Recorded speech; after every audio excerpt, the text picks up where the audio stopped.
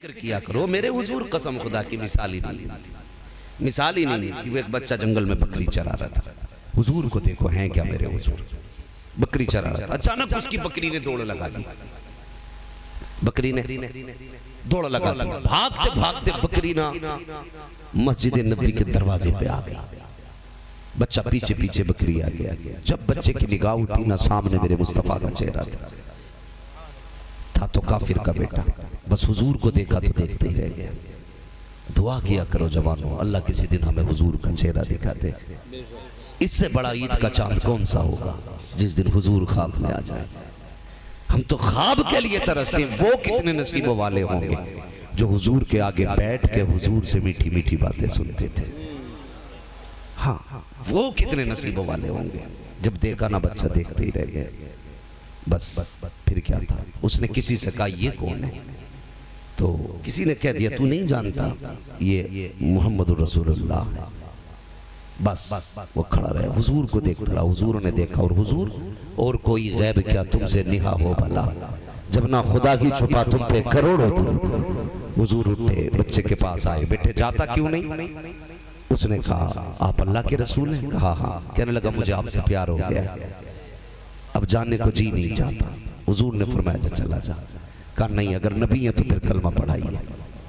मेरे हुजूर ने कलमा तो पढ़ा दिया। बस फिर क्या था, बच्चा पलट तो आया, लेकिन वो हुजूर का चेहरा था। ये हमारे अक्सर लोग मदीना शरीफ घूम के आए हैं, आप में भी गए होंगे। वो किसी ने कहा था लौटा गए मदीने से उबैद अपना बदन ही, जो रूह थी वो अब भी मवाजा पे खड़ी है। हुजूर के रोजे से लौटने के बाद बंदा हिंदुस्तान में जिंदगी गुजार ले, लेकिन जब भी सलाम पड़ेगा तसव्वुर में गुंबद खजरा की चालियां रहती हैं। ये उनके रोजे की कशिश है। बता अगर रोजा इतना प्यारा है तो चेहरा कितना प्यारा होगा। चला गया देख के। फिर क्या था, सुबह भी नबी नबी, शाम भी नबी नबी। मेरी समझ में बात नहीं आते बंदे, लोग बातें करते हैं अल्लाह अल्लाह किया करो, अल्लाह अल्लाह किया करो। रब तो खुद फरमाता जाल तू जिक्र का जिक्री, महबूब तेरे जिक्र को मैंने अपना जिक्र बना दिया। जो तेरी बातें करेगा वो मेरी बातें करेगा। हाँ, जो तेरी बातें करेगा वो जोर से, वो थके तो नहीं है, बोलो अभी नहीं थके ना। पीछे वाले भी सारे बरेली वाले बैठे। मैं नहीं कहता भाई कोई उठ के जाए या उठ के बैठे, मैं कहता हूं बैठ जी। और तासुब की है ना कटा, इंसाफ का चश्मा लगा, फिर देख बरेली वाले कैसी बातें करते जी जी। हाँ, ये कह के न जाए तो फिर बात होगी मैं मुजरिम हूँ आका मुझे साथ ले लो, कि रास्ते में है जा बजा थाने वाला। हाँ, अगर रोजा ऐसा है तो चेहरा कैसा होगा। उठते बैठते नबी नबी पहुंच गया था। क्या बच्चा यतीम था, चचा ने कुछ बकरियां लेके दी थी, उनको चराया करता था, उसके जरिए गुजर बसर होती थी। एक दिन चचा पीछे से आया ना, उसके नबी जबान पे नबी नबी था। चचा ने कहा किसकी बात कर रहा है। उसने कहा अपने महबूब की बात। कहा ये महबूब कौन है। कहा तूने नहीं देखा है, अगर देख लेगा तो तू भी उसकी बातें करने लग जाएगा। का नाम क्या। का नाम मोहम्मद है। इतना सुना बस फिर क्या था, चेहरे पे एक रंग आता दूसरा जाता। अल्लाह अकबर जलाल आया। चचा ने कहा ये तो मेरे दुश्मन का नाम है। कहा तेरा दुश्मन होगा, मेरा तो महबूब लगा करता है, तुझे दुश्मनी है, मुझे तो इश्क है उससे। चचा ने इतना सुना मारना शुरू किया। सर्दी के दिन थे, मारता हुआ घर लेकर के आया। अल्लाह अकबर घर में बंद किया। कहने लगा शाम तक का वक्त है, फैसला कर, ये मकान मैंने तुझे दिया है, तेरा बाप तुझे छोड़ के मर गया था और तेरी माँ उसको तुझको मेरे पास छोड़ के चली गई। घर मैंने दिया, लिबास मैंने दिया, ये बकरियां मेरी है, मेरा फैसला ये था। आगे चल के अपनी बेटी को मैं तेरे निकाह में देता, लेकिन अब तुझे फैसला करना है। अगर तू उनका नाम नहीं छोड़ेगा तो मैं तुझसे मकान भी लूंगा, लिबास भी लूंगा, बकरियां भी लूंगा, अपने से अलग कर दूंगा, जहां तेरा जी चाहे वहां जाना। अल्लाह अकबर, हर सितम किया गया इस बच्चे पर, शाम तक बंद रखा गया। सर्दी की रात थी। चचा ने आके दरवाजा खोला, बाहर निकाला, बगल में हाथ बच्चे के हैं। चचा ने कहा अब बता क्या मर्जी है, तुझे मैं चाहिए या मदीने वाला तुझे तेरा महबूब चाहिए। बच्चे ने एक निगाह चचा पे डाली, मकान पे डाली, बकरियों पे डाली। कहने लगा जा, ये सारी दौलत तुझे मुबारक हो, मदीने वाले की मोहब्बत मुझे मुबारक हो, मैं सब कुछ छोड़ के जा रहा हूँ। जब इतना कहा था चचा ने कहा प्यारे जरा कपड़े भी उतार दे, ये मेरे पैसे के हैं, जूतियां भी उतार दे, ये मेरे पैसे की है। यार सर्दी की रातें हैं, आज हम किसी अजनबी को गरीब को देखें, बदन पे चादर नहीं है, हम अपना कपड़ा उतार के दे देते हैं। वो कैसे जल्लाद लोग थे, सगे भतीजे के बदन से कपड़े उतरवाए। उसने कहा इतना तो दे दे कि सतर छुप जाए। उसने कहा जा, जिसे प्यार करता है उसी की चौखट पे चला जा। मगर कसम खुदा की बरेली से आवाज आती है, मंगता तो है मंगता, कोई शाहों में दिखा दो जिसको मेरे सरकार से टुकड़ा ना मिला हो। नबी के चाहने वाले कभी शर्मिंदा नहीं होते हैं। चचा ने कपड़े उतारे हैं, सर्दी की रातें हैं। बच्चे ने सोचा जाऊं तो कहाँ जाऊं, आज कौन सीने से लगाएगा। ख्याल आया वो माँ जो बचपन में छोड़ के चली गई थी, उसने दूसरे शख्स से निकाह किया था, आखिर उसकी औलाद हूं मैं, कुछ तो दर्द होगा उसके सीने में मेरा। चलो उसके दरवाजे पे चलते हैं। रात के वक्त में दरवाजा बजा, अंदर से औरत की आवाज आई है। कौन दरवाजे पे आया है? बच्चे की चीख निकली। रो के कहा ए माँ, तेरा वो लखते जिगर आया है जिसे बचपन में छोड़ के चली आई थी। ए माँ वो आया है जिसे बचपन से ममता का आंचल ना मिला। ए माँ वो आया है जो सारी जिंदगी तेरे आंचल को तरसता रहा। ए माँ वो आया है जो सारी जिंदगी माँ के प्यार को तरसता रहा। इतना माँ ने सुना, तोड़ के दरवाजा खोला, बेटे को नंगा पाया। माँ की चीख निकल गई, हाय मेरे लखते जिगर ये क्या हुआ, नूरे नजर बता तो सके। बच्चे ने पूरा वाकया सुनाया। माँ ने एक चादर लाके दी, कहा बेटे ले इस चादर को लपेट ले ताकि सर्दी भी बच जाए, तेरा सतर भी छुप जाए। बच्चे ने चादर के 2 टुकड़े किए, एक टुकड़े का तहबंद बनाया, दूसरे टुकड़े को बदन पे डाला।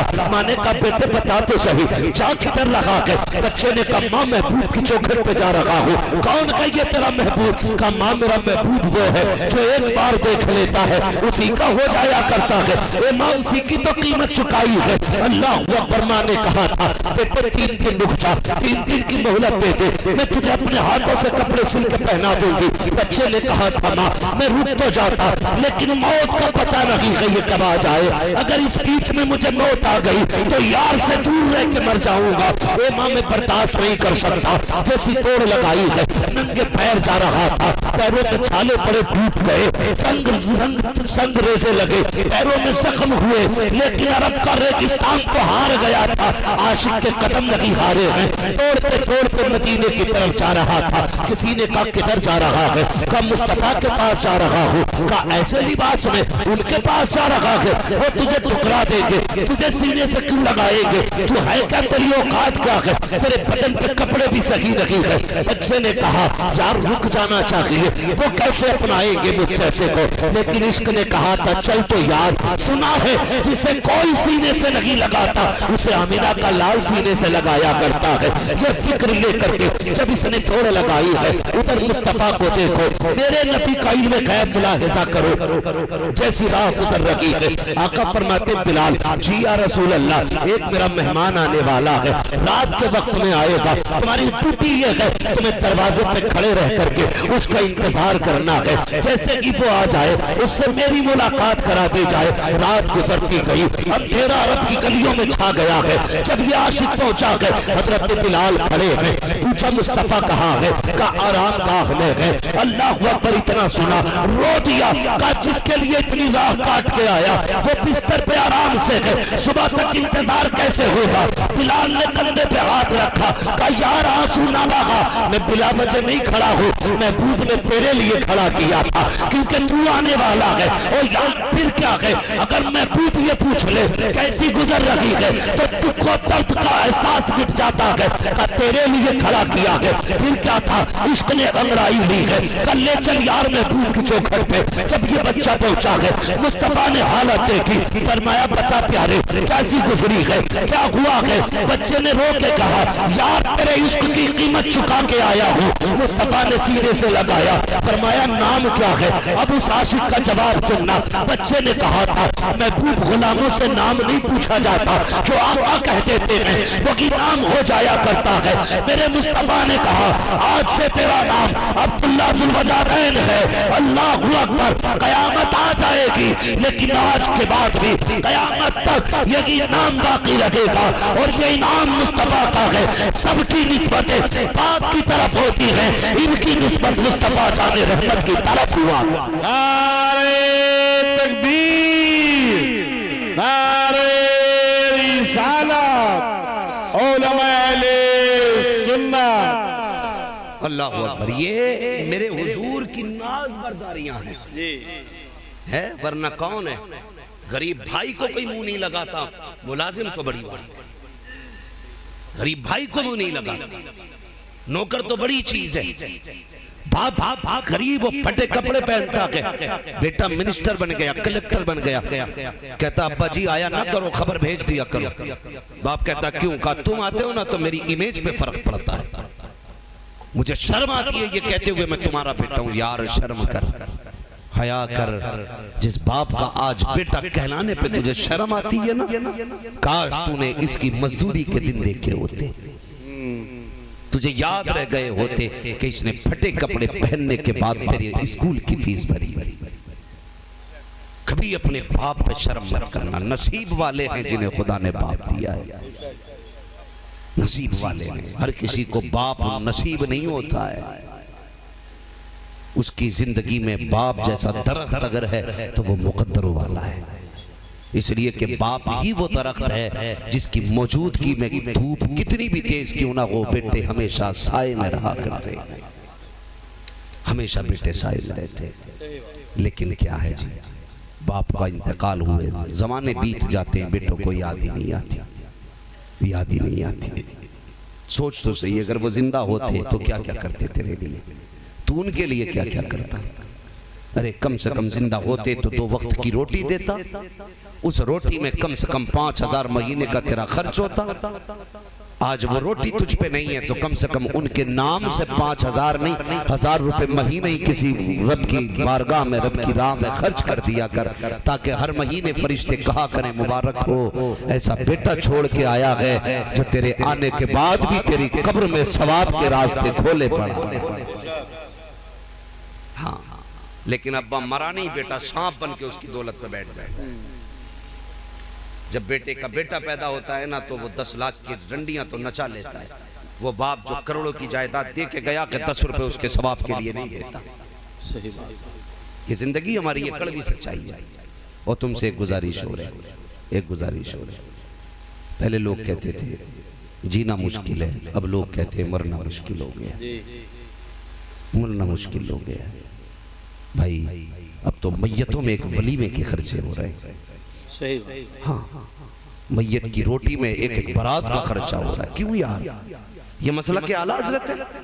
पूछो ना इन उलमा से, बड़े बड़े उलमा बैठे, कभी इनके पास भी आके बैठ जाया करो। मगर क्यों बैठेंगे, अब्बा ने तो कही थी बेटे मौलवी के धोरे मत जाइए।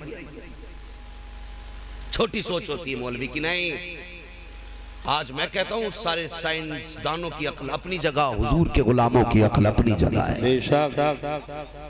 ये तार से तार जोड़ के बताता है कि बत्ती आ जाएगी, मगर ये नजर देख के बता देते हैं कि क्या होने वाला है, बिना तार जोड़े। इनसे बड़ा साइंसदान कौन है? इसलिए कि ये हुजूर के बारे से, हुजूर के गुलाम है, इनके पास तो जाते नहीं। कभी पूछना यार करना क्या, कह रहे अब्बा मर के बताओ सवाब के लिए क्या करूं। मैं बड़ा चाहता हूं मेरे अब्बा को जन्नत मिले। मैं सीधी बात कहता हूं, अब्बा मरा था ना अब्बा तो सराहने खड़ा होता जनाजे के, मत्था चूम के कहता या रसूल अल्लाह, मैंने अपने बाप के सवाब के लिए ऐलान करता हूं आज के बाद कभी दाढ़ी नहीं मुड़ाऊंगा। बाप कब्र में जा रहा है, ऐलान करता हूं आज के बाद कभी नमाज नहीं छोड़ूंगा। अल्लाह फरिश्तों से कह देता बस हिसाब न लेना, ये वो बंदा है आते आते जिसके जनाजे ने एक बंदे को नमाजी बना दिया था। ये किया करो, ये किया करो। ऐसे अल्लाह ताला नसीबे भी बुलंद करता है और अल्लाह ताला उसकी बरकतें भी अता करता है ना। हम तो लड़ जाते हैं, उधर मैयत की मिट्टी पूरी नहीं रखी जाती, यहाँ प्लेटों में झगड़े हो जाते हैं। हाँ, कई लोग तो यार मैं जा रहा हूँ मुझे रोटी देखनी है जाके, अभी दुआ नहीं हुई है कब्रिस्तान में, अभी दुआ नहीं हुई है, मगर ये भागता गरीब बिरयानी की तरफ, डेगो की तरफ। ओ यार ये गरीबों का हक है, यतीमों का हक है, ये परदेसियों का हक है जो तुम खा रहे हो बैठ कर। लेकिन यहाँ तो क्या, बंदा सुबह से ही, एक बंदे ने मुझसे पूछा जी हम क्यों नहीं खा सकते मैयत की रोटी। मैंने कहा तू यतीम है, गरीब है, मिस्कीन है, क्या है तू? उसने कहा सुबह से कब्र खोद रहा हूं मैं। मैंने कहा बाजी एहसान कर दिया तूने, कब्र खोदेगा तो रोटी भी उसके घर खाएगा। सोचा करो यार, मौत बहाने से आती है। कैसे आती है? बहाने से आती है ना। अक्सर मौतें हॉस्पिटल में हो रही हैं, यही है ना वजह, हॉस्पिटल में अक्सर मौतें। और हॉस्पिटल वाले अल्लाह माफ करे, डॉक्टरों ने भी, कुछ डॉक्टरों ने भी तबाही मचा रखी है, कुछ डॉक्टरों ने भी, अल्लाह हिदायत नसीब फरमाए। लोग पहले डॉक्टरों को मसीहा कहते थे, आज मैं कहता हूं डाकू, डाकू हैं। उस वक्त तक मुर्दे की भी जान नहीं छोड़ते जब तक उसकी जमीन नहीं डुबा देते। वेंटिलेटर पे रख देंगे, सांसें चल रही है, मशीनें लगा देंगे, पता ना क्या सिस्टम है, फेफड़े चलते रहते हैं, 3 दिन तक मैयत रख के पैसा वसूल करते हैं। ये कंडीशन है डॉक्टरों की भी, डाकू हो गए अब लोग। इलाज मकसद नहीं, पैसा कमा रहे हैं सारे लोग, लूट के खा लिया। कई घर ऐसे होते हैं यार जिन घरों में इलाज करते करते कर्जे चढ़ जाते हैं। समझना मेरी बात को, मैं तकलीफ देने नहीं आया। और याद रखना, अगर मेरी सुन्नियत पर शक हो तो ऐलान के साथ कह के जा रहा हूं, मैं तुम में सबसे पक्का बरेलवी। लेकिन मेरी बात समझना, कई बार मकरूज हो जाते हैं हम लोग इलाज करते करते, लाखों का कर्ज हो जाता है बीमार के बच्चों पर, फिर भी सांसें साथ नहीं देती। खबर आती है इंतकाल हो गया, फिर क्या था, गरीबों पे कयामत टूटती है, बिजलियां गिरती हैं यतीमों के दिल पर, औरत बेवा हो जाती है, चूड़ियां टूट गई, लिबास बदल लिया, बेवा के जोड़े में आ गई। मगर किस पे फर्क पड़ा?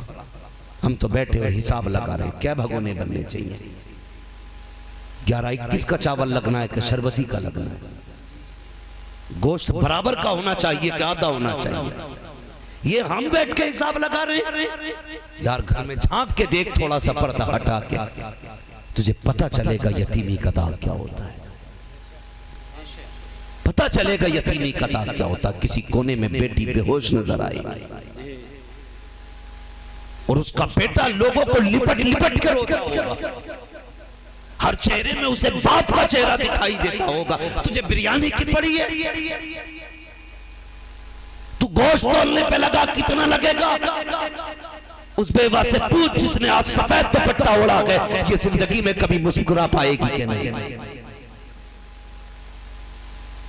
हम अब भी हिसाब लगा रहे, खाने वाला गलत न कह के जाए, चावल 11-21 का लगेगा बिरयानी।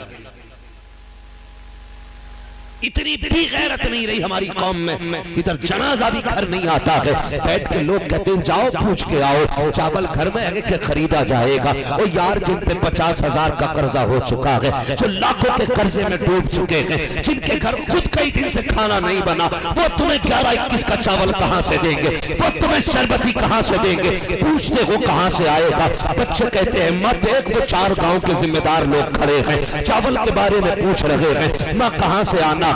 तो वो बेवा कहती बेटे कहते इनसे कि हम पहले से 50,000 के कर्जमंद हैं, जाओ जो चाहो चावल खरीद लो, जहां से शोहर की दवा का 50,000 का कर्जा दिया जाएगा, वहां से तुम्हारी भूख का 30,000 का भी अदा कर दिया जाएगा। फिर मजे ले लेकर के पोटियां उड़ाई जाती हैं। शर्म आनी चाहिए हमारी कौम को, जिसका हक नहीं वो भी टूट जाया करते हैं, जिनका नहीं है वो भी खाया करते हैं। ये मसला के आला हजरत नहीं है, बल्कि मसला के आला हजरत तो ये है, अगर तुझे पता चला था कोई गरीब यतीम छोड़ के गया है, कोई गरीब अपने पीछे रोटी बेटी छोड़ के गया है, भूखा पेट लेके ना जा, अपने घर खा के जा, 100-500 रुपए जेब में डाल और उसके दरवाजे पे पूछ, फिर पता कर जा करके इसका बेटा यतीम कौन सा है। तू देख जो सबसे ज्यादा तड़पता होगा वो यतीम उसी का होगा। जेब से 500 रुपए निकाल, यतीम की जेब में डाल दे, उधर यतीम खुश हो जाएगा, उधर पैदा करने वाला खुदा भी तुझसे राजी हो जाए। नारे तकबीर, नारे रिसालत, उलमा अहले सुन्नत, हज़रत अल्लामा मौलाना मुफ्ती हम्माद साहब किबला। ये बढ़ते इखराजात कम करो, ये जो फजूल खर्ची है इसे खत्म करो, सिर्फ उतना रखो ताकि गरीब सुकून से अगर जी ना सके तो सुकून से मर जरूर जाए। खत्म करेंगे इंशाअल्लाह। बचें इस रोटी से, खुद ना खाएं, जिनका हक है सिर्फ उन्हीं को खाने दें। खुद ना कहा, आपको तो हुक्म दिया गया था दफन के बाद इतनी देर कम से कम कब्र पे ठहरो जितनी देर में ऊंट ज़िबा किया जाए, खाल उतारी जाए, गोश्त की बोटियां की जाए और वो गोश्त तकसीम किया जाए। इतनी देर कौन ठहरता है? बड़ी बेवफा दुनिया है। सगा बेटा भी 2 मिनट कब्र पे मिट्टी के बाद रुकने तैयार नहीं। अजान के लिए भी लोगों का मुंह देखा जाता है। कौन पढ़ेगा अजान? हाफिज जी पढ़ेंगे। क्यों? हाफिज जी ने कर्जा खा रखा तेरे बाप का। तुझे अजान नहीं आती? क्या ही अच्छा होता बाप कब्र में होता, बेटा अजान के कल में कह के सुनाता। क्यों नहीं किया हमने ये इंतजाम? हम इतने बेवफा हैं, बस आंखें बंद होने की देर है सारे मुंह मोड़ जाते हैं। उनसे क्या वफा करनी यार, जो एक लम्हे के साथी नहीं। वफा करनी है तो उससे करो जो यहां हाथ पकड़ता है तो फिर जन्नत में जाके छोड़ा करता है। अपने नबी से वफा करो, मुस्तफ़ा से वफा करो यार, रुक जाया करो कब्रों पर। कितने लोग ऐसे हैं हजरत जी कहते हैं, मैं एक साहब मुझसे कहने लगे बड़ा गरीब हूँ, परेशान हो गया हूँ, पहले अच्छा खासा हिसाब था लेकिन अब तो मुसीबतों पे मुसीबतें आ रही हैं, कोई वजीफा तुम्हें तो आता होगा। मैंने क्यों? मैंने कहा चिल्ले किए। कहता नहीं तकरीरें तो बहुत करते हो। तो मैंने कहा हमें तकरीरों में चिल्ले ही सिखाए गए। नहीं बताओ ना कोई वजीफा। मैंने कहा सच बता। कहा क्या? मैंने कहा माँ बाप है। कहने लगा नहीं इंतकाल कर गया। मैंने कहा उनकी कब्र पे कब गया था? कहने लगा कब्रिस्तान तो जाता हूँ लेकिन अम्मा की कब्र पता नहीं कहाँ है। ये हमारी कौम की हकीकत है। कब्रों के निशान तक हम भूल गए। हमने कहाँ बाप को उतारा था कुछ याद नहीं रहा। भाई मैंने उससे कहा चल तुझे कोई किसी वजीफे की जरूरत नहीं। उसने कहा फिर मैंने कहा पता कर किसी बुजुर्ग से तेरी माँ की कब्र कहाँ है, बाप की कब्र कहाँ? कहा फिर मैंने रोज सुबह सुबह माँ बाप की कब्र पे जा और जो भी तुझे याद है कलमा शरीफ दुरूद शरीफ पढ़ो, उनकी रूह को बख्श दे। आते आते बस इतना कह दिया कर अब्बा अम्मा मेरे लिए दुआ करना। नौजवानों माँ बाप जमीन के ऊपर होते हैं तब भी औलाद के काम आते हैं, जमीन के नीचे होते हैं तब भी औलाद के काम आया करते हैं। इन्हें हर जगह फिक्र रहती है। जानते हो हकीकत क्या कब्रों की?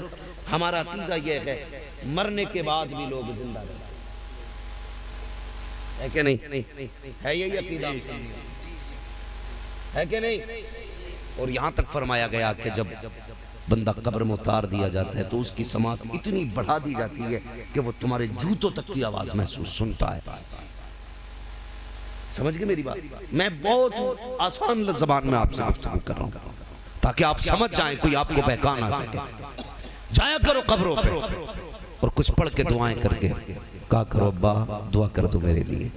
ये वो है जब तुम पलट के आते हो ना तो माँ के हाथ उठते हैं।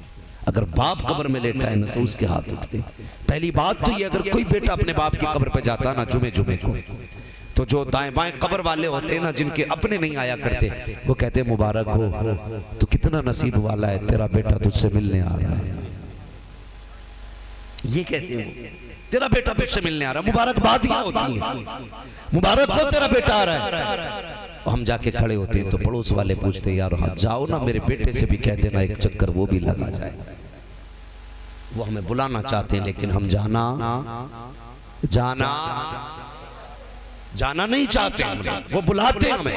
फरमाया गया जब कोई कब्रिस्तान जाता है सूरह फातिहा पढ़े यानी अलहम्द शरीफ और उसका सवाब बख्श दे और उसके बाद पलट के आने लगता है। अगर माँ या बाप है तो वो रब की बारगाह में हाथ उठा के कहते हैं या अल्लाह ये मेरा बेटा है, ये मेरा बेटा है। जब मैं जिंदा था तो ये मेरे पास आता था, मालिक मैंने कभी खाली नहीं जाने दिया। माँ कहती है ए रब मेरे पास आता था ना तो कभी तकिए के नीचे से फल निकाल के दिए, कभी थैले से मैंने चीज निकाल के दी, मैंने अपने बेटे को कभी अपने पास से खाली न जाने दिया। ए मेरे मालिक आज मेरी कब्र से जा रहा है, अगर खाली गया तो माँ की ममता रुसवा हो जाएगी, माँ का रिश्ता तो बदनाम हो जाएगा। रब फरमाता मेरी बंदी तू बता तू क्या चाहती है? तो एक माँ कहती है यार अब जब मैं जिंदा थी मेरे पास आया करता था तो मैंने खाली नहीं लौटाया, आज ये तेरी चौखट से जा रहा है, मालिक खाली ना लौटाना। जब माँ इतना कह देती है रब क्या हुक्म देता है फरिश्तों ऐसा करो इसका नामा अमाल चेक किया जाए। फरिश्ते नामा अमाल चेक करते हैं, क्या लिखा है? या अल्लाह गुनाह ही गुनाह है। रब फरमाता गुनाहों को नेकियों में बदल दिया जाए। फिर पूछा जाता है बताओ किसकी लिस्ट में है? यार अब तेरे दुश्मनों की लिस्ट में है। आवाज आती है मेरे दोस्तों की जमात में इसका नाम डाल दिया जाए। फिर पूछा जाता है ठिकाना किधर था? कहा जहन्नम में। कहा जन्नत में ठिकाना लग दिया जाए। फरिश्ते कहते हैं नहीं या अल्लाह, एक माँ के कहने पे इतना दिया जा रहा है। रब कहता है वो माँ हो करके अगर बेटे से इतना प्यार करती है तो मैं रब हो करके बेटे से कितना प्यार करता हूँ। जमाने को बता दो जब माँ देती है अपनी औकात भर देती है, जब खुदा देता है तो अपनी रहमतों के हिसाब से दे। नारे तकबीर, नारे रिसालत, उलमाए अहले सुन्नत। तो ये भी एहतमाम करेंगे इंशाअल्लाह। जाया करेंगे कब्रिस्तान, किसी का काम बिगड़ गया हो, माँ जिंदा है या नहीं है, जिंदा है तो कदमों में बैठ, मुर्दा है तो कब्र के पास बैठ, उससे अपना हाले दिल कह। वो वहां भी तुम्हें अकेला नहीं छोड़ते, वो वहां भी तुम्हें अकेला नहीं छोड़ते। माँ बाप दौलत ही ऐसी है यार। तुमने कभी मुर्गी देखी है ना? हम लोग गांव वाले लोग हैं, अक्सर लोगों ने देखा होगा मुर्गी। कोई बिसात है मुर्गी की? कोई बिसात नहीं। अगर उसके बच्चे को ना चील पकड़ने आ जाए तो उसके साथ उड़ने लग जाती है। अगर बिल्ली बच्चे पे हमला कर दे तो वो बिल्ली से लड़ जाती है। क्या है? ताकत है? नहीं, ममता है। अगर जानवर के दिल में इतना प्यार है औलाद का, तो फिर तेरी मेरी माँ के दिल में हमारा कितना प्यार होगा। कभी सोचा करो, बैठ करके ख्याल किया करो। बाप ना वो दरख्त है जिसके बगैर साए को तरस जाओगे, जो चला गया तो राहत को तरस जाओगे। हम बड़े बेवफा हैं, बड़े बेवफा हैं। सोचो तो सही, हम किसान लोग हैं, हम धान भी लगाते हैं ना तो ये सोच कर लगाते हैं कि 3 महीने में इससे नाज आ जाएगा। पौधे भी लगाते हैं तो बेवजह कोई पौधा हम अपने घर में नहीं लगाते, या तो फल वाला होगा या साए वाला होगा। वो कहा था ना किसी ने, पेड़ उम्मीद का ये सोच के काटा ना गया, फल ना पाएंगे इस पे तो हवा ही देगा। यार एक पेड़ लगाने वाला भी एक दरख्त से उम्मीद रखता है कि ये साया देगा। अगर बंदा दरख्त से साए की उम्मीद रखता है तो बाप औलाद से अपनी मदद की उम्मीद नहीं रख सकता। कितना दिल दुखता होगा उस बाप का जिसे बुढ़ापे में औलाद अकेला छोड़ दे। यार जब इसकी बाजुओं में ताकत थी, बदन में जान थी, तो दुनिया यार थी इसकी। जब बदन कमजोर हो गया तो एक तू ही सहारा था। लेकिन तूने भी ये कह के ठोकर मार दी कि तेरा खर्चा उठाऊं या अपनी औलाद का। बता उस बाप के दिल पे क्या गुजरी होगी। फिर तू कहता दुआएं करता हूं कबूल नहीं होती। अल्लाह कहता अगर तू बाप का नहीं है तो फिर मेरा भी नहीं है, अगर तू माँ का नहीं है तो फिर हमारा भी नहीं। उसने साफ मना कर दिया, तू माँ बाप का हो जा, हम तेरे हो जाए। इसलिए मेरे भाई अगर दुआएं कबूल नहीं हो रही है ना तो दोष ये नहीं है कि अल्लाह हमारी सुन नहीं रहा है, गलती ये है कि हम माँ बाप को नाराज करके बैठे। राजी करेंगे माँ बाप को इंशाअल्लाह, इंशाअल्लाह। जवानों में सबसे अच्छा नुस्खा, कई लोग पूछते हैं अमीर कैसे होना, मैं कहता हूँ अपनी कमाई सबसे ज्यादा अपने माँ बाप पे खर्च किया कर। अमीर होने का सबसे बेहतर नुस्खा है अमीर होने का। अल्लाह उसमें बेपनाह बरकतें देगा। जिन लोगों ने इस महफिल को जिस नजरिए से सजाया, अल्लाह ताला उनको उनकी नजर का सिला अता फरमाए। मुझसे कहा गया आपके इलाके में बस्ती में एक मदरसा तामीर होना है। अक्सर लोग साहिब सरवत होंगे, साहिब दौलत होंगे। हाँ, अगर गुटखा खाने वाले अपना हिसाब जोड़े तो कम से कम कुछ भी नहीं तो 2-3 हज़ार का गुटखा खा जाते हैं। सिगरेट वाले हिसाब जोड़े तो 3 हज़ार की कम से कम सिगरेट पी लेते होंगे। मसाला खाने वाला 3-4 हज़ार महीने में यूं ही खा के थूक देता होगा। लेकिन नहीं, जब मदरसे की चंदों की बारी आती है तो हमारे लोग बगले जागते हैं, कहते हैं अगर आज दे दिए पैसे ना तो फिर कल को गोश्त कहाँ से आएगा, दो गोश्त कहाँ से आएगा, कल को जबान का जायका कैसे बनेगा। ये सोच करके हम ना कभी इन जगहों पे पैसे नहीं लगाते। मगर याद रखिए सबसे अच्छी बैंक ऐसी जगह पे ही पैसा लगाना है। होटल में लगाओगे जाए हो गया, जिस्म पे लगाया जाए हो गया, खत्म। लेकिन जो इस पे लगाया जाता ना मदरसे या मस्जिद पे, तो फिर वो ज़ाय नहीं होता। क़यामत के दिन वो देखना कितना गुनाह बढ़ के तेरे सामने लाया जाएगा, कितने गुनाह बढ़ा करके। तो मेरी गुजारिश है आप लोगों से, जिन हजरात की ये दिली ख्वाहिश है कि हमारे बस्ती में एक ऐसा इदारा हो जिसमें बातें भी नबी की होनी चाहिए, यादें भी नबी की होनी चाहिए, होना चाहिए ना एक इदारा है? होना चाहिए कि नहीं होना चाहिए? तो मैं गुजारिश करूंगा, है कोई बंदा जो बढ़ चढ़ के उस इदारे का ताउन के लिए खड़ा हो और इब्तिदा करे इस बात से कि मैं अपनी कमाई का इतना हिस्सा में मदरसे के हवाले करता हूँ? है कोई इस जमात में इतना बड़ा?